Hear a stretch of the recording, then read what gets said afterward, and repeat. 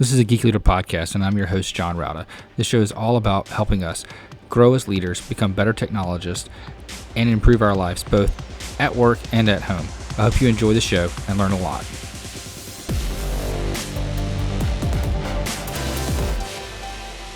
Welcome to a Geek Leader podcast. I'm your host, John Rauda.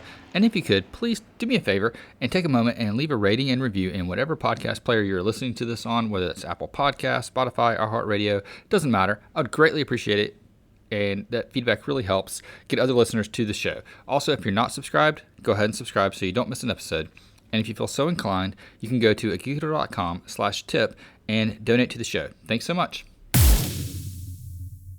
All right, Geek Leaders, today I'm honored to have DJ Eshelman on the show. He is the host of the THRIVEcast or Thrive IT YouTube channel and the author of Just Do This. He's also been a consultant for quite a number of years in IT, well sought after speaker, and we're going to talk a little bit about some of the concepts and things about, being successful in IT. Anyway, with all that being said, DJ, welcome to the show. Hey, thanks for having me. I really appreciate it. Yeah, so honored to have you on. If you don't mind, just give some context. Do you mind telling the audience a little bit about your background, how you got to where you are in your career, and what is it that you're doing now? Absolutely. Yeah. I love talking about this for some strange reason.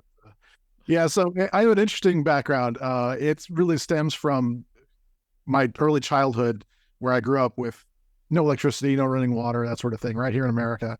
It does actually happen, believe it or not. So that was actually my background is that. But before we moved into that environment, I actually started working with like a Radio Shack TRS-80 computer, and got very interested. And so I kept that interest, even though, we didn't really have the way to do that. So in college, I actually started to do more and more with computers. I actually worked for a internet service provider at the time. Even though I was a psychology and religion major, I was still very interested. So I was always kind of just fighting my way towards information technology. I just didn't realize it. So over Y2K, I actually ended up in a war room in Cedar Rapids, Iowa, supporting ocean tankers. The weirdest thing ever. But this was kind of my, I've landed. It was very accidental in that way. But next thing you know, I am an IT person. And so I started doing various contracts and jobs, started traveling around the country for, people probably remember Kinko's. Yeah. Later became FedEx Office. So that was actually one of my biggest first contracts of going around and installing these little credit card systems and that sort of thing. And so I had an immediate interest in that. But also right about that time, 2003, 2004, that time frame, really just got a little weary of the road and needed to get off for a while. And so I ended up working for a company that had this challenge that they needed to figure out this new product called Citrix MetaFrame for their clients. And so I got what I call voluntold to do that. And that's actually really kind of what I hear from the vast majority of people that have these kind of technologies in front of them, that they need somebody to do it. And 1, 2, 3, you're it. So you're volunteer. You're told you're volunteering. So you're voluntold. So interestingly enough, my interest in that became much more intense over the next year. And next thing you know, I'm managing multiple environments for multiple customers. And this kind of kicked off something I could get deeper into and kind of a career growth opportunity I realized by just being the guy that knows this stuff, right? So that's essentially what happened. So in 2011, I actually went to work for Citrix Consulting themselves as a resident consultant. So I wasn't on their staff, but I was able to help them with their new hire trainings and things like that. They would send new consultants out with me on the road to learn the ropes and that sort of thing. So were you actually like a consultant for consultants? Yeah, you could say that. I mean, a trainer, coach, but I didn't know any of that term yet. I didn't really know what that all was entailing. In fact, I'm kind of one of those people that is probably overly humble most of the time, where I just got to have this notion of, everybody knows that, right? Yeah. Well, what I found when I was on the road was that that's absolutely not true. And the reason that I was being paid as a consultant was that people don't know this stuff. And the better you can communicate how to get across that, that's really when I started to grow in my career, was not by necessarily learning more technology, but learning how to integrate how things are done, how to get excited about things, how to teach. All these kind of things just kind of came together all at once, and that was really where things accelerated from there. And a couple of years later, I was actually taking some time off from the road and was working for a company here in the Nashville area where I live now. And we started to notice some lulls in our sales and the way our consulting was doing. And so what I said is like, okay, well, let's develop a methodology and we'll apply that at all levels. So whether it was the consultants themselves or the engineers themselves, myself and some of the other key people that were kind of above the consulting side of things, and also the sales staff, everyone knew the same language. Everybody knew the methodology. Everybody could explain it to the customers. Well, sales went through the roof. So I knew I had something there. And that's essentially what led to me writing Just Do This as at first I thought it was kind of like a manifesto, but I had no idea how much it would grow from there. And so that usually works. But I'm finding people applying this methodology in ways that I never would have thought even possible, but totally makes sense. And so that's really kind of a whirlwind tour of my career. Yeah.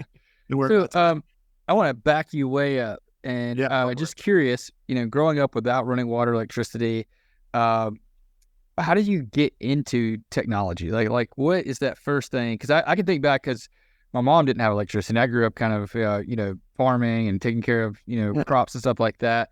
But for me, it was a youth pastor that lived next door. He worked at NCR, and he would bring home computer parts, and we would build, 8086s and things like that, just play around with them. And it was always his stuff, but I got so excited about that. I remember running double space on my first hard drive and getting 500 bags and being like, I will never fill this up in my entire life. Right. But that's what got me interested. What got you interested? I've often asked myself that question. It was just electronics in general very much interested me from a very early age. I my parents will say that I had this fascination with flipping switches and things like that, and learning how things work, and really diving into how batteries can work with LEDs and make lights and do sequences and all these kind of things, right? It was kind of this fascination with doing a lot with a little, and it just became this whole thing. There's other pieces of kind of my life that formulated out of this, but ultimately I think what it was I saw how much potential there was. And again, you don't realize it. You don't wake up one day and say, oh, there's a lot of potential here. No, it's just more just a feeling you have, you just are drawn to it. You can't explain why. Yeah. But it was one of those things where it came easy to me. What I really came to later in my life, and this is something that I'm actually going to be going over with some stuff or some people on October 27th. We'll talk about that. But there's certain things that I believe that we are kind of granted. And I believe as a person of faith that it's something where, God has given me certain talents, right? And those talents are kind of the raw material. And you develop those. Yeah. You kind of get passionate about certain areas and develop those. And the way to identify those talents is really to see, okay, what kind of things come easy to me? What kind of things do I just naturally get that other people around me are going, well, how did you get that? It's one of those things where it indicates an area where you are naturally talented. And it's not something to run away from or be ashamed of. That's something to lean into. And so that's, I think, what it was. And so for me, it was actually a similar kind of story where there was I became the computer guy at the church, the one who's making up the bulletins and things like that. So it was a excuse to get into town and play around with things that, I wouldn't normally get to play around with. Same with high school, there's some fascinating things that are going on with that. My old high school has actually become a kind of an incubator for new businesses and things like that. So it's no longer a high school. It's now an incubator. And I'm actually going back to visit tomorrow. So I'll be back there when this episode is released. I'll be actually in that area and back in that high school and just working there. Actually, that'll be my office.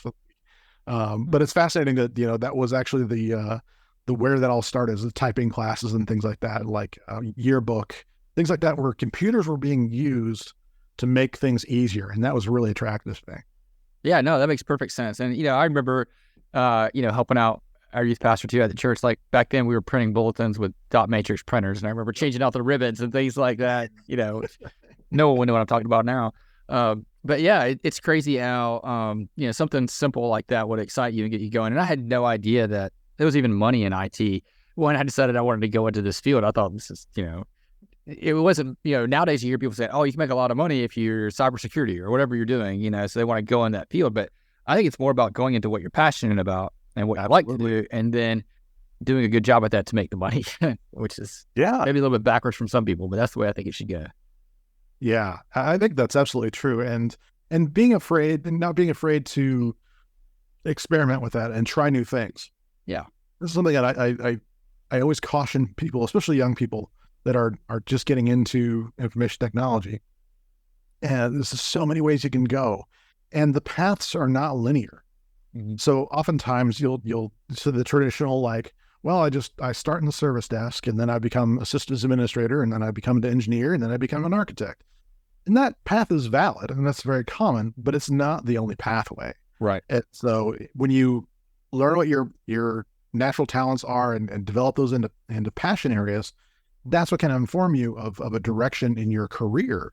And as leaders, it's really important for us to be people that inspire that in others too. I'd like to say, you don't have to limit yourself. If you are somebody who is a systems administrator and you're finding that you just like order and you like things being well managed, well, that doesn't necessarily indicate that you want to go be an engineer. Engineers live in chaos. You may want to look into more like project management or just straight up staff management of a department.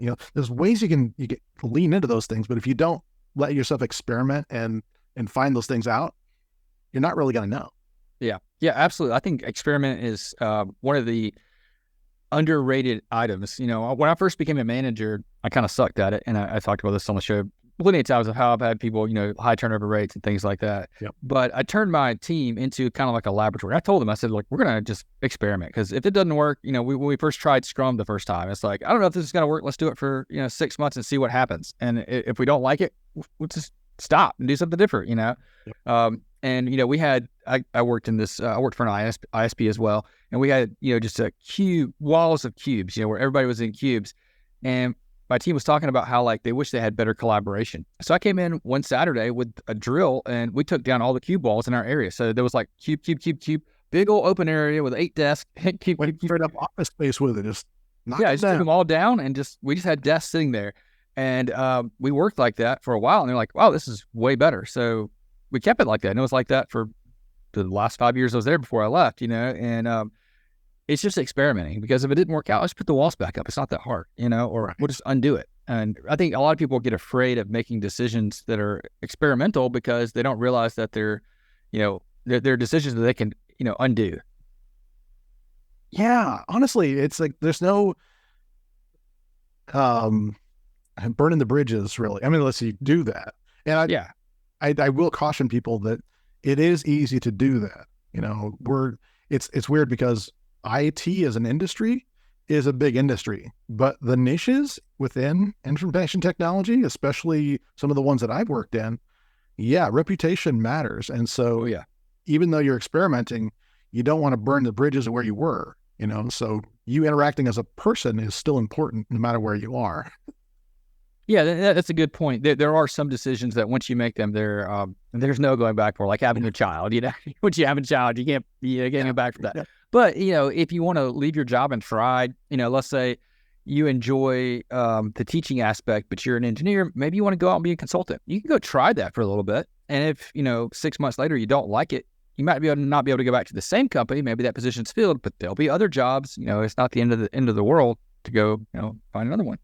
And that's another key too that I think a lot of people miss, is that it's not really, as far as getting a job, especially, or especially getting promotions within a company, that sort of thing, or lateral moves even, it really doesn't become what you know from a technology standpoint. It's what you're willing to learn and adapt to, and how you apply that to the people around you. In other words, it is really important that you have a kind of a mindset of growth as a person, not just as a wallet. Yeah. I think it's really well placed. Is a mindset of growth, because and that's what, whenever I have any college students or somebody like that asking me, what's it like in IT? I said, it's constantly learning. Like, if you're not willing to continuously learn, then don't pick this field. Right? Yeah. The things that you're learning in college are going to be outdated before you graduate. So exactly. That's exactly what I was going to say. It's like what I've done in job interviews, especially when they're presenting me with a bunch of certifications.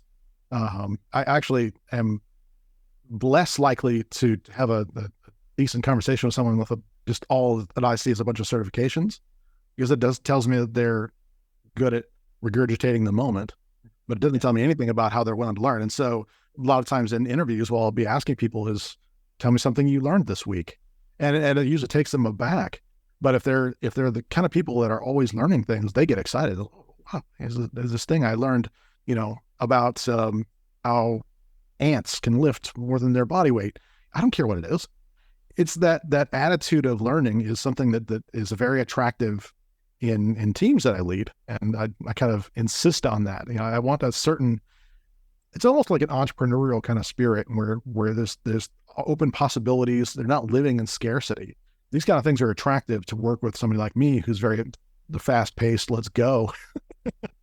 But also that's just attractive to most people that are in a hiring kind of a process, or just want to build a quality team. They don't want people that are just static in their knowledge and static in the way they do things. They want people that are willing to grow and adapt. Right. I think one of the one of the questions that I like to ask whenever there's an interview or something like that is, what YouTube channels or what podcasts do you go to learn new information? Ooh, because that's very specific. They're like, oh, I like CyberWire because I pick up what's going on in cybersecurity. Oh, great, that's awesome. Or I like the Microsoft Ignite channel because I'm interested in some, or Cloud9 or whatever they're interested in. I like to hear those detailed places they get. Or maybe if there's project management, I like Mike Cohn and the things that he's working on with Agile. Whatever it is. If they do that, then they're really showing that they're interested in growing in this area and not just being stagnant. Yeah, I love that. Yeah. So I wanted to ask you, when you wrote this book and you talked about creating a methodology, I think that's something that we in tech tend to do, whether we realize we're doing it or not. We see that there's patterns in things, and that's one of the things that makes people successful in technology. They recognize patterns of behaviors and patterns of activities, and you just codified that with this methodology. Can you talk about what you guys did and what this methodology was and how that works? And honestly, it like you said, there's a certain natural progression that we all kind of develop into. And the problem becomes how you explain where you're at in a process to others, because IT is you're not ever on an island with IT, especially nowadays. I mean, systems are so complex and they have so many integration points and things like that. So when it came down to it, what I was seeing is people were trying to make these big, long explanations or big, fancy words. And when I started digging into it, I was like, well, is your purpose to help other people comprehend where you are? Or is it really more about just trying to impress them? And I got to be honest, I worked with a couple of companies that really it was to try to impress their clients and things like that. And I'm like, well, guess what? They're not impressed. They're confused. And a colleague of mine has a saying, confused people don't buy. It's all true. And it's like something I struggle with that myself. I'm a very verbose person. But at the same time, I knew that in order to be successful I want a salesperson to be able to explain my services methodology within a half hour. Mm-hmm. Yeah, I want them to be able to just go through a quick training and be able to do that. And so what I came up with was ways to describe 4 phases of a methodology that are completely iterative. So they're always in a circle. And so they're always going. So, and we're all familiar with that in IT. We know that, once you do something, you can call it a lot of things. Some people call it a minimum viable product. And I can get into why that is probably not always the best thing in IT services in a moment, but some people call it just a completion path or whatever. But honestly, what ends up happening is you have this natural progression of needing to figure out how to do something different, how to actually implement that, and then how to actually maintain that, right? So, and then it all starts over again, where you have to, do the new thing and the new thing and the new thing. So you get this whole process of having to iterate faster and iterate faster. So a confusing process just slows that down and makes it more convoluted and makes it just hard to deliver. So when I was working with Citrix, at the time, they had a very simplified methodology. But what I found was that it wasn't always like easy to stay consistent. So what I wanted to do was say, okay, let's take each of these phases, make it four phases, so they're very simple. You can have subtasks within these phases, sure. But really what it comes down to is, what is the goal of each phase? And if we can explain the goal, then we can fully explain the process later. And so as humans, we're goal-oriented. We understand that. We don't want to know what the process is. We want to know what the result is. And spoiler alert, if you're talking to somebody at the C-level, they don't care what your process is. In fact, you start going process-wise with them, their eyes glaze over in the back of their head and they're not listening to you anymore. You're not communicating with them if you are just trying to impress them with everything you know. It's not going to work. So what I found was to say, okay, what is the goal of each phase? The first phase is the understand phase. And so that really boils down to what do we want here? We want to understand what the needs are. We want to understand what the challenge is. We want to understand what the users need to accomplish their business goals. We want to understand what the business needs. And then we're taking the request out of that and saying, okay, what needs to change here to make sure that goal is accomplished, or that it stays accomplished given new changes that are happening, like security things or even patching for that matter. But more often than not, it's things like new technologies that are being deployed and things like that. How do we all put this together and make sure we have a success criteria to go forward? And that's really the key, is that success criteria. And so we don't jump the gun here. We just say, before we do anything, we come to an absolute agreement with this. And there's a reason for that. And that is that agreements are always more powerful than expectations. Expectations can be varied and not very well explained. So if everybody has different expectations and then you move forward with the project, guess what? You're going to have issues. And I saw that so many times in my career that I was like, okay, enough. To move forward, there must be agreement. And so that comes in a lot of different forms, but it's usually just that finding that success criteria or risks that are involved and make sure everybody understands what success looks like. So once you have understand, then you go into plan. Plan is often called like design. That could be project planning, whatever it is, but the goal of that process is to have a plan that everyone can agree to. And so this is where you bring in your expertise. This is where you bring in your tech knowledge and say, how do we accomplish the success criteria? It's like a tongue twister in and of itself. But the idea here is that this is where there's a lot of collaboration. Okay, what can be done in what time frame? What were our targets? Do we need to do any kind of initial non-production testing to see if this is even valid? All these kind of things happen within that plan phase. And once we have that solid down, we are now going into a change phase. And that should be familiar with most people, because what we're doing now is we are moving forward into making changes into production that actually are meeting that success criteria. So again, with that means that we need to make sure that we're actually following the plan. We're not just going off and doing whatever. So whatever happens in that phase, sometimes you end up with little challenges as you start to deploy, like in a user acceptance testing, for example. You'll see something needs to change in order to make that success criteria happen. So what do? You go back to understand, make sure, okay, are we sure about our success criteria? Then we move on to the plan phase and say, okay, what do we need to adjust in our plans now that we have more information? And so we just keep going along that pathway, to keep going right down the circle until we have the changes done. They're deployed out into production and it's stable. And that steady state means that we have accomplished change. We can go into maintain, which obviously is the goal, is to maintain. So people call this manage and things like that. But I found maintain really has that stronger kind of, this is what we want. This is the goal of this, is not to just simply define, we maintain that, or we back that up, or we, whatever. It really is to say, whatever it takes to maintain that steady state with what we have, whether that be, regular backups or administration or, all these little micro changes that have to happen. are all that. But the most important thing about maintain is when we know you need to identify something that's can become a variant. Let's say, your all of a sudden your system logon times have increased dramatically, for example.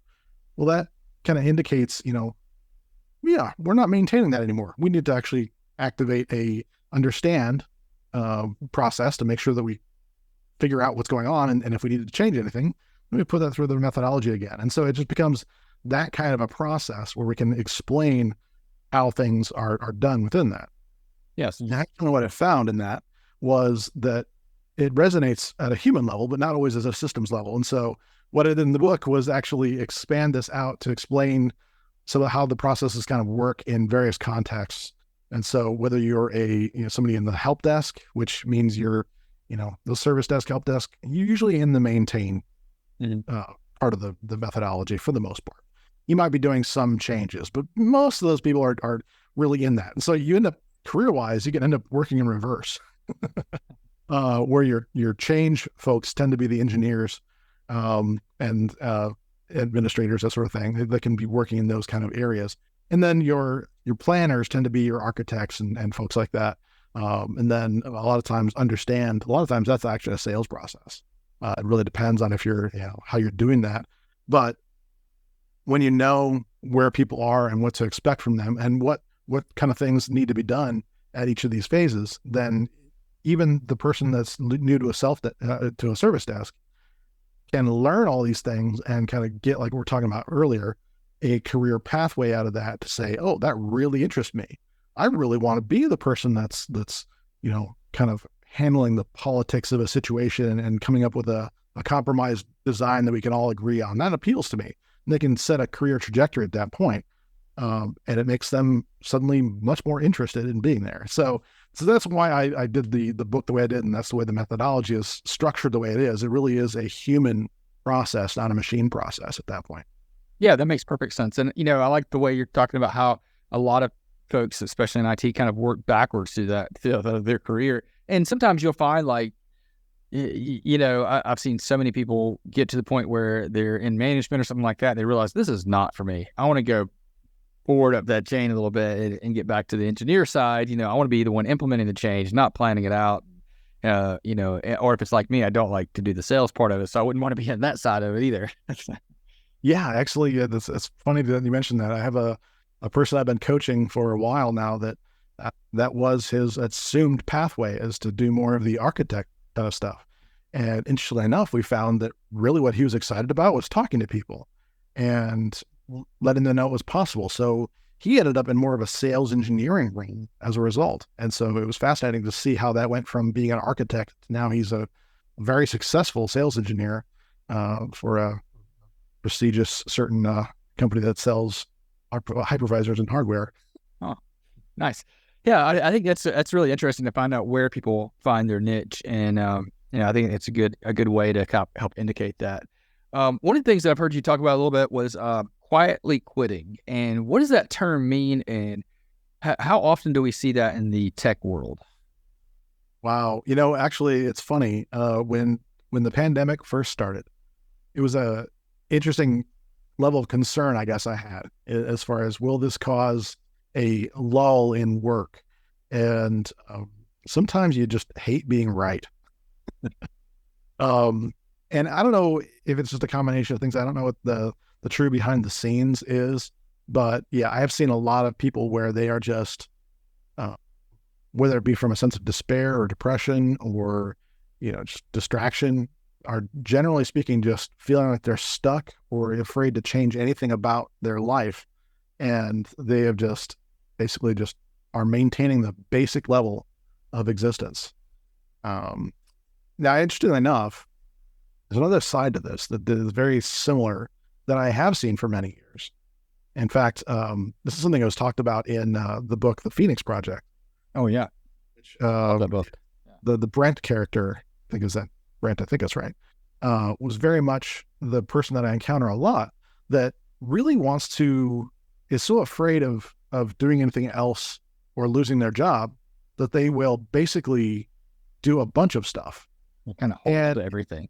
Yeah. And so it becomes a lot of things. So psychologically, what's going on here is that the person is usually just has that scarcity mindset that they if they try and do anything more, then people will, not need them anymore. And, the funny thing about that is when you look at the background of a lot of us that are in information technology, especially us in the kind of older casts, I guess you could say, a lot of us felt rejected as children and in schools and whatnot. And so we carry those forward into the tech world.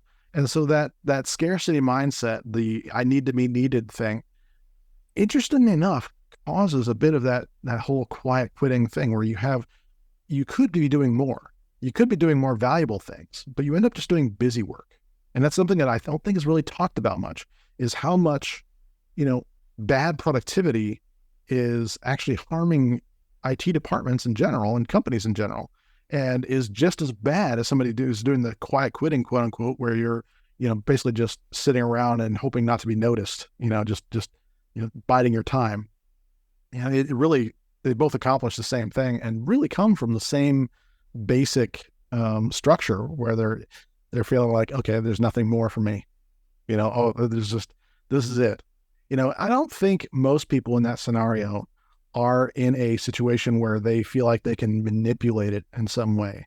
They just don't have any inspiration. They don't have any reason to be more or to do more in their lives, which is tragic. I mean, there's no other way to say it. I mean, it really is just beyond just a little bit sad that people feel that they need to just exist.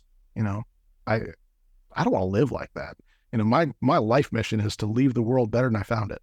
Mm-hmm. And I know IT is a weird way to be working within that, but that's really what drives me. And if I didn't have that drive, I wouldn't keep going, because I'm going to tell you, life as an author is not a glamorous one. It seems like it could be, but man, I have been broke. Like this book almost destroyed me financially. So why do I keep going? Because I'm so passionate about it. And I think that's something that is kind of missing in a lot of technology departments these days, is that passion. When it becomes so task driven and so widget oriented, it just destroys any reason for people to be inspired. Mm-hmm. If they do the same job every day and nobody notices, the tendency is to, well, and this is kind of getting into what we call neuroplasticity in our brains. What tends to happen is our brains always want to do a couple of things and do them very well. Number one is conserve energy. Our brains are wired to conserve energy. And so when it comes to things like quiet quitting, if there's no challenge to the brain, if it's allowed to just continue in its natural pathway, it will try and do the least amount possible and still be able to maintain. And so when it comes to people in an IT career, then it doesn't really matter if it's somebody who's programming, scripting, administrating, engineering. It really doesn't really matter. If they are feeling that they can just maintain a status quo and just do the bare minimum required and just kind of write out their time, that's what our brains will naturally want to do. And so if the converse of that is when we feel threatened, and there's usually a different kind of response, and it will cause that kind of animosity feeling. Mm-hmm. And so it's interesting that two things can cause basically the same kind of result, but the answer is the same to both. Find ways to get inspired about what you want to do and realize that there are options for you. Really is the same result, right? Yeah, I know for me, one of the things, I've worked in a place where I had a boss that was not inspiring, and it gets a little challenging too if you don't have people around you that help inspire you and give you that encouragement. But for me, I always found it in going to conferences and going somewhere where I leave energized and I leave with ideas of things to try that I haven't thought about before.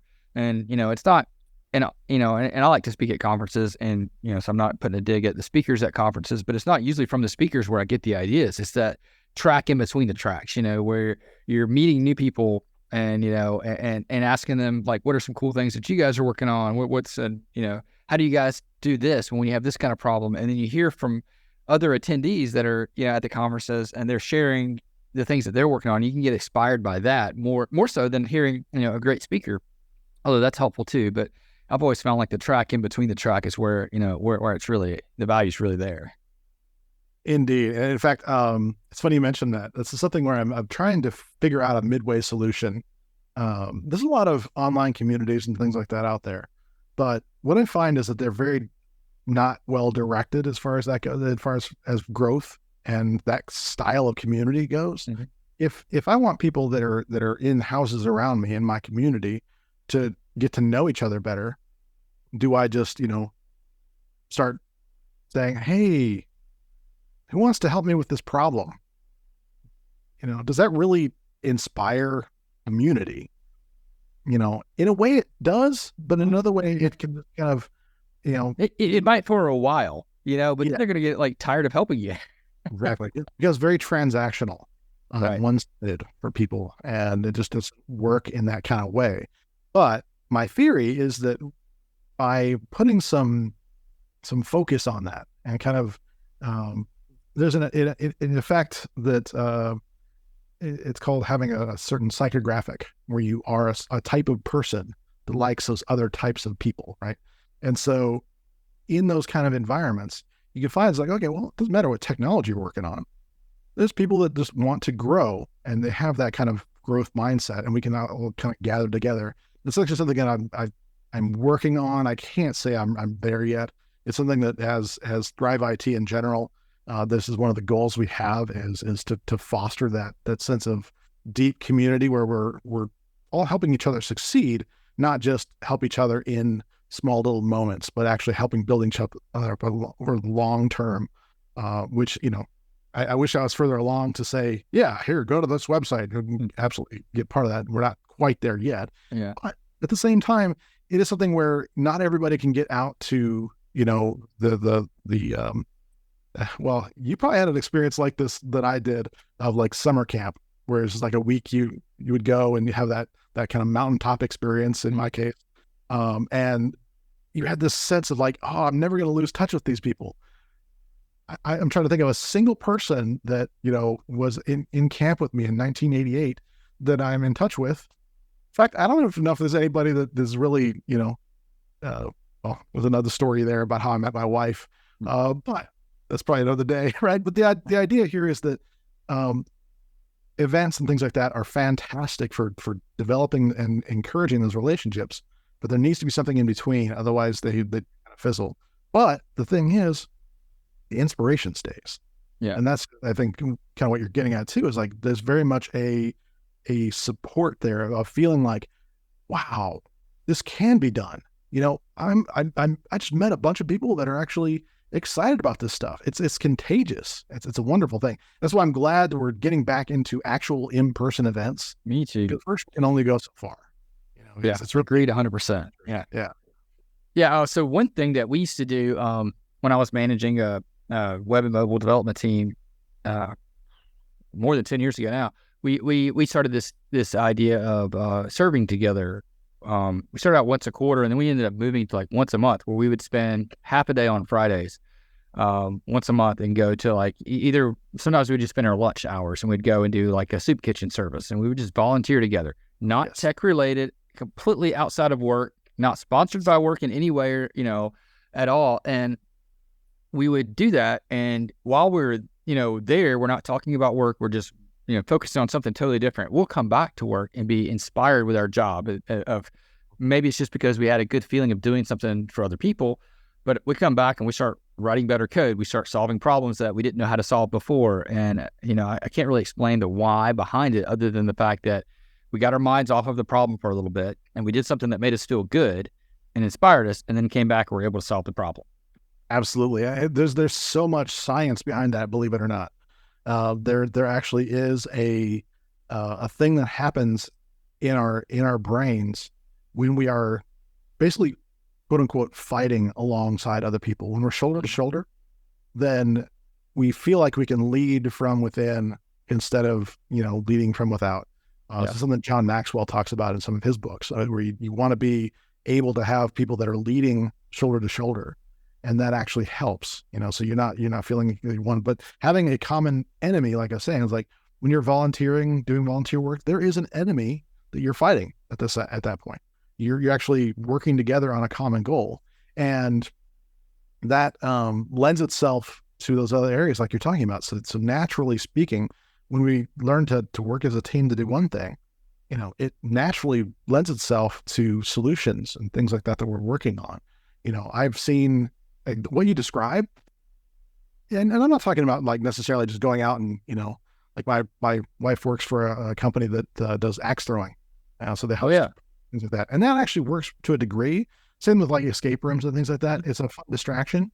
But when you go out and serve together, when you do something that's actually like, disaster relief or feeding the homeless or do that as a team, something changes. And it actually goes into this deep kind of, I'm not even sure the right words come into my mind, but basically that sense of ownership that people have is now spread across, and we can work together because we want to make a change. We want to.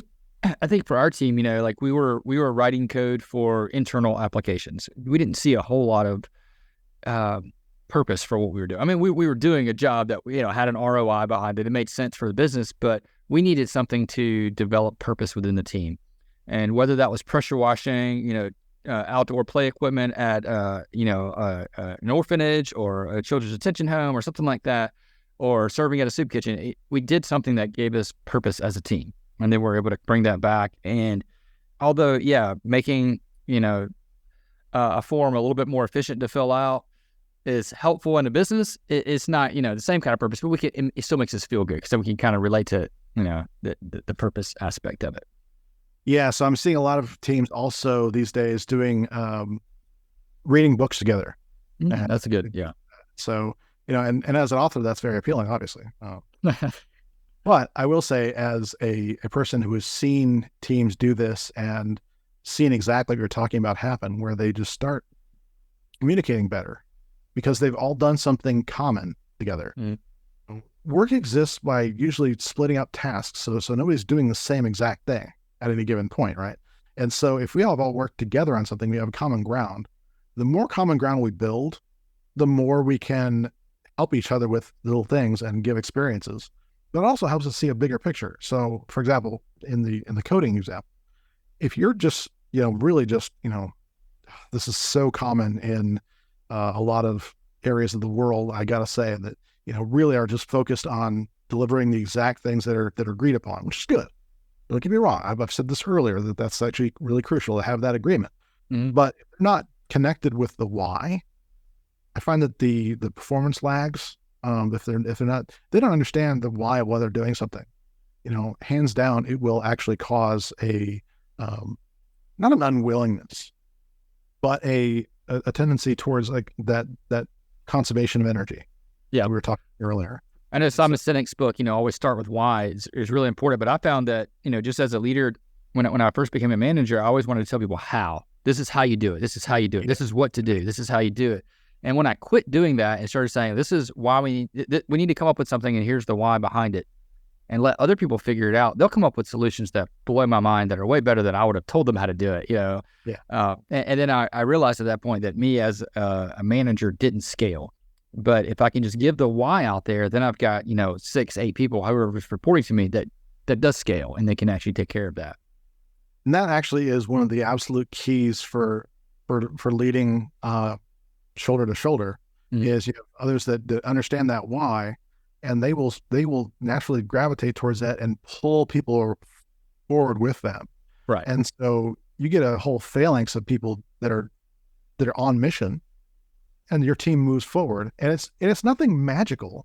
Like I said, there's just, ways our brains are oriented. We are very social creatures, whether we like to admit it or not. Once we've found those kind of psychographics with each other, we can relate.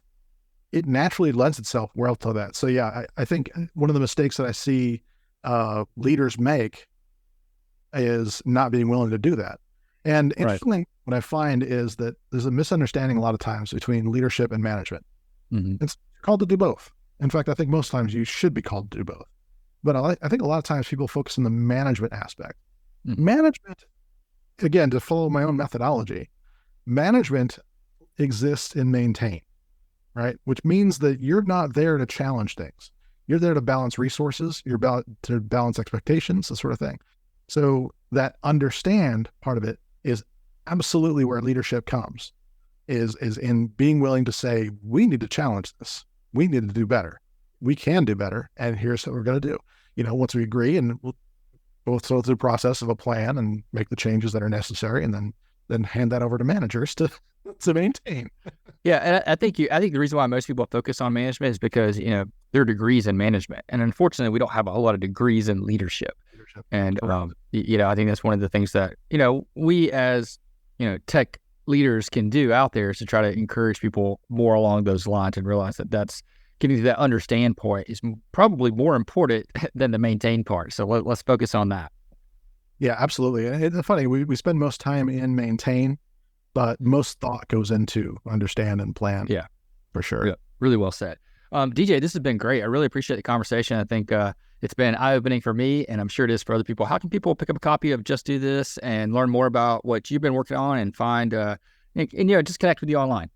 Yeah, absolutely. Well, first and foremost, I've loved this conversation. I think there's so much alignment here. So what I wanted to do is create a way for people that are in leadership management to be able to buy this book in bulk for their teams. And so if you go to thrive-it.com/AGL23, or a geek leader 23, it's like you can actually get access to a page that'll come up, and what that'll do is give you access to a couple different options. One will be, if you just want a single copy of the book, if you want to just try it out.